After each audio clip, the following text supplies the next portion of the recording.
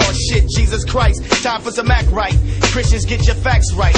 His Christ was not his name. That's Greek for one who was anointed. Yahshua ben Yosef was his name. Do Christians know this? Let's go into the time of Johannes Gutenberg. Skipping a little bit. 1437, he created what is known as a printing press with movable print for the Europeans, even though the Chinese had invented a printing press with movable print in the 12th and 13th century. But here you have in Europe, for the very first time, a printing press with movable print. But the problem came to be is that he needed money. So he borrowed money from an individual who really was a baron. The barons at that time, which are Lombards, etc., etc., they were the ones that handled and had the money. Okay, they were money lenders. He borrowed money from Johannes Fust, F-U-S-T, at a high interest, which he couldn't pay back. So Johannes Fust confiscated this printing press of Johannes Gutenberg. And right after that came the very first printed Bible on earth. In 1475, the Old Testament was printed.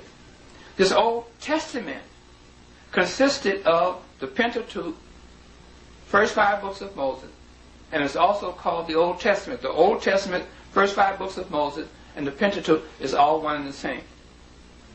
This book was created, or this form of literature that's contained in the Old Testament, was created by one Moses Maimon, called Maimonides, in the 12th century, 1180 to be exact. Okay? So they used this form of writing, or the manuscript that made up the first 5 books of Moses. Moses who? Moses Maimonides. That's who created the books, but they will give you as an illusion the fact that this is the books of this Moses that's connected to the religion called Judaism. But so it be. This Old Testament Bible that was printed in 1475 for the very first time was a Bible created and written for Christians, not the Jews. Because, see, the Jews had their Torah and Talmud. I don't want any of the listening audience who is looking at this video, this film, to think in their minds, even though they have been trained to think this, that Judaism is a BC religion. Judaism is not a BC religion. Judaism cannot be predated before Rashi. Rashi, we talk about the late 11th and early 12th century. He was the one that formulated and created Judaism as a religion in 2 forms. His first formula for Judaism was the protocols for the barons. He was a baron himself. Okay? He lived in France.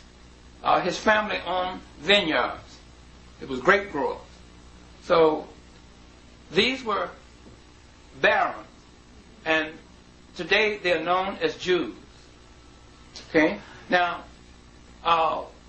this formula for them was created by Rashi, which is the protocols of how a baron should act, how he should keep his money, how he should treat the people living in and around the mass people who live in the world today, or the masses of people living in the world today. How to treat them, how to interact with them, how to do business with them, etc., etc. Then the next formula that Rashi created was the formula for Judaism, the beginning formula for Judaism, because he wrote what is known as Sefer HaYasa literature. Sefer means books, Ha means of, and Yasa means books of the upright ones. Who are the upright ones? Abraham, Isaac, and Jacob. Those are your upright ones. That's what he wrote about. According to. See? Okay. Now, all this was created by Rashi, so you cannot put Judaism in BC time era. So, Judaism is not a BC religion, and you cannot predate Judaism as a religion prior to Rashid. We're talking about the late 11th and early 12th century. Nor can you predate Judaism prior to the Crusades of 1096. You see? So now, here you have the barons in conflict with the Christians of Europe. You see? So this is where the conflict came in. This is where the polemic came in between the Christians of Europe and the barons, who are the moneylenders, who also are the Lombards. And if you go to England, you will go to a street called the Lombard Street, or Lombard Street. And that's where all your banking houses are today. Your lending institutions, the House of Rothschild, Solomon Brothers, etc., etc. That's where your money lending institutions are, right there today. That's just nothing but an offshot of these Lombards or barons, okay? But Western Christianity had a polemic going with these various barons through history, okay? And what happened when the first Bible was printed in 1475, which is called the Old Testament, that was written and created for Christians. Why? Because the Roman Catholic Church had taught their parishioners against the barons, against the moneylenders, against the Templars. You got to understand, Hebrewism come out of the religion called Judaism. Who created Judaism is one Rashid, 1080 to 1100, 20 years to create it. How did he create it? He created formulas for it. The formula for Judaism as a religion. Okay? And that formula was taught to a people known today in history as the Templars. You have to go back into the Crusades to learn about the Templars, etc. And they began to disseminate in a religious form the formulation or the form that Rashid created for a religion called Judaism. Judaism is not a BC religion, even though they teach the masses of people that Judaism was first, Christianity second. They said that this Jesus the Christ was a Jew first, and that after his death, supposedly in 30 AD, came what is known as Christianity. But they are saying that Jesus was a Jew, and they teach you that from Judaism and Christianity came Islam, or the Muslims, etc., etc. You see? Well, that's historically incorrect. The first of the three major Western religions is called Christianity in the New Testament. And the New Testament was written by a homosexual by the name of Desiderius Erasmus. Okay? He was commissioned by Pope Alexander VI in 1500 to write something on the object of Christianity. The object of Christianity is Jesus the Christ. So what he did, after 16 years of formulating his writings, he came out with what is known as the Synoptic Gospels, or the three Gospels, or the three manuscripts, which is consisting of Mark, Matthew, and Luke. They always tell you that John came later. That's true. So he came out with the Synoptic Gospel, or the Old Testament, the New Testament, but it was called in 1516 the Novum Instrumentum. 1519 they changed it to the Novum Testamentum. 1535 they changed it to the New Testament. Now Erasmus, Desiderius Erasmus, was a European playwright who was an ex-Roman Catholic priest. Okay? And he came out for the very first time with the creation of what we know today as a New Testament.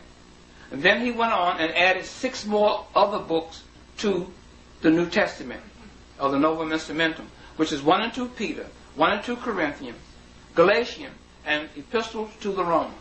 Those are his 6 manuscripts. So he had 9 manuscripts that made up the New Testament. This is history.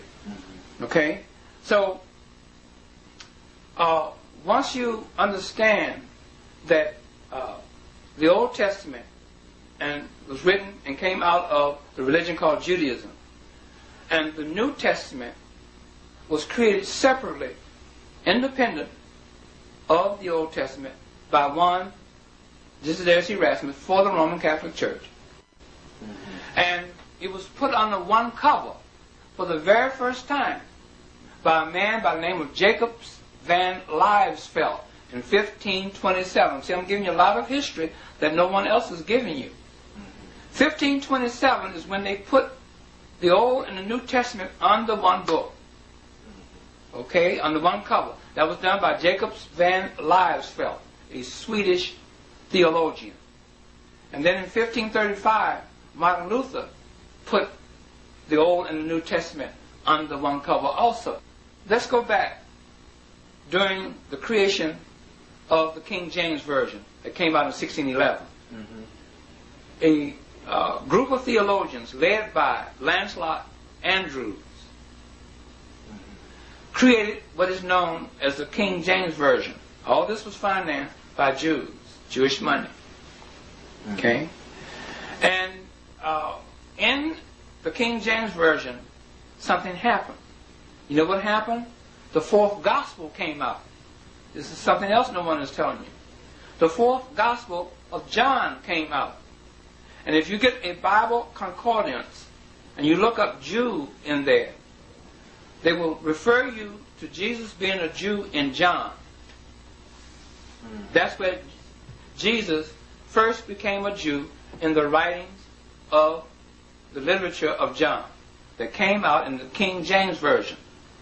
So what happened, the Jews got a jump on the Christians, took them by surprise when they came out with the King James Version with the John in there as the fourth gospel, with Jesus being a Jew in there. So that's how they connect Christianity with Judaism. You see, it wasn't done in an origin or historical fashion or a progression. It was done by a cunning idea. The first book of the Bible is Genesis. It was written by Moses, family. If you didn't know it, we know he didn't write it. But for argument's sake, we'll go with it. He supposedly wrote the first 5 books of the Bible, which the Hebrews call the Torah. Okay? If you go to Acts 7, 22, it says, and Moses was learned in all the wisdom of the Egyptians and was mighty in words and in deeds. And when he was full 40 years old, it came into his heart to visit his brethren, the children of Israel. Okay then, that man was 40 years old before he even recognized anything about being a goddamn Hebrew. Okay? Now the motherfucker, it said that the man was learned in all the wisdom of the Egyptians. Damn, that don't leave out nothing. So all the things that I'm showing you, they knew when they came into Africa. They didn't have no books until Genesis. A lot of people, they like to go in church and tell you this is the oldest book in the world. That's a goddamn lie. You got a white Jesus. You got an Arab Allah. You got God's handing goddamn tablets up out the sky. How many more y'all want me to show? Every time you look it up, we land on it. That's across the board. Jesus and John. Jesus is a fag, y'all. I'm just here to let you know. And you can paint his ass black. Ain't no black Jesus. That's a song. Ain't no Jesus. Don't come here talking about the black Jesus. Ain't no Jesus. Ain't no Yeshua. None of that. They just doing that shit to make you feel good. The so-called black is a song. They raped a song and brought on Jesus. So ain't no black Jesus. Even if he black, still no manuscripts on him. He's in the same damn position as a white Jesus. There is no manuscripts on Jesus outside of those 4 gospels. It's some other shit, but it come much later. These books are just yesterday. Hell is not a place you go if you're not a Christian. It's the failure of your life's greatest ambition. It's a bad decision to blindly follow any religion.